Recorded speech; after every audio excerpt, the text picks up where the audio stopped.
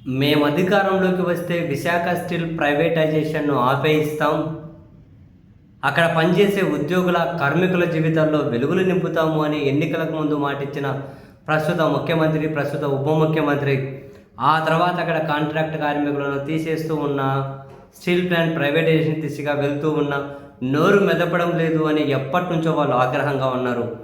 వాళ్ళ ఆగ్రహం మీద మరింత పెట్రోల్ పోసుకుంటూ తాజాగా గౌరవ ముఖ్యమంత్రి చంద్రబాబు నాయుడు గారు కాలు దంచుకొని కూర్చుంటే ఎట్లా, తెల్ల ఏనుగులా తయారయ్యారు.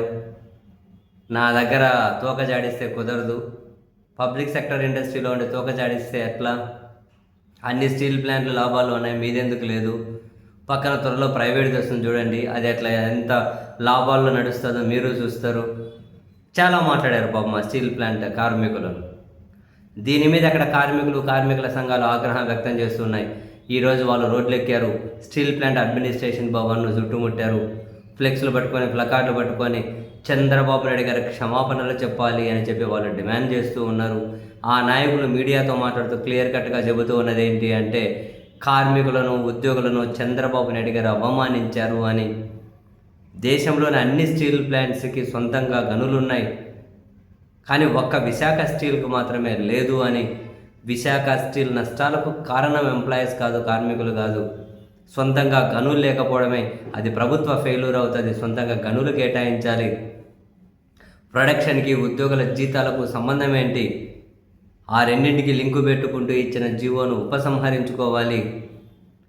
చంద్రబాబు నాయుడు గారు ముఖ్యమంత్రి గారు అండ్ ఉప ముఖ్యమంత్రి గారు ఎన్నికలకు ముందు ఎన్నో కబుర్లు చెప్పి మాతో ఓట్లు వేయించుకున్నారు. ఇప్పుడు ఇంత దారుణంగా మోసం చేసి అవమానిస్తారా? మీరు పీపీ అంటుంటే అటు జనాలేమో చీచీ అంటున్నారు. ప్రభుత్వ మెడికల్ కాలేజీలను కూడా ప్రైవేటీకరించాలని మీరు తీసుకున్న ఇటువంటి నిర్ణయాలు ప్రైవేట్ మీదున్న మీకున్న మమకారాన్ని తెలియజేస్తూ ఉన్నాయి.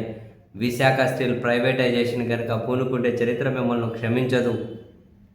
ఇప్పుడు కార్మికులను అవమానించినందుకు, ఉద్యోగులను అవమానించినందుకు చంద్రబాబు నాయుడు గారు తన వ్యాఖ్యలను వెనక్కి తీసుకోవాలి అని, క్షమాపణలు చెప్పాలి అని చెప్పి వాళ్ళ అడ్మినిస్ట్రేటివ్ భవన్ని చుట్టుముట్టారు, రోడ్లెక్కారు, ఆందోళనలు చేస్తూ ఉన్నారు.